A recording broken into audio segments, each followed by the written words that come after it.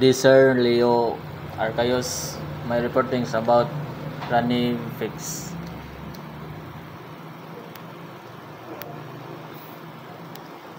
Running fix is a navigation method used to determine a ship position with only one object, like a lighthouse or buoys or landmark is visible instead of taking two bearings at the same time on two different objects.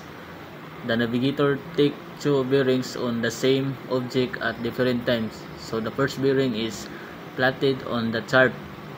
So mo-plots ka sa unang bearing, then the line of position, the LOP, is the advance forward along the shape did reckoning.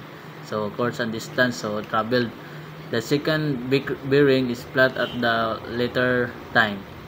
Sa ikaduhang bearing nimo magplot po ka, then the intersection of the advance first LOP and the second bearing gives the running fixed position of the ship. Then did reckoning, course and distance traveled. The second bearing is plot at the later time.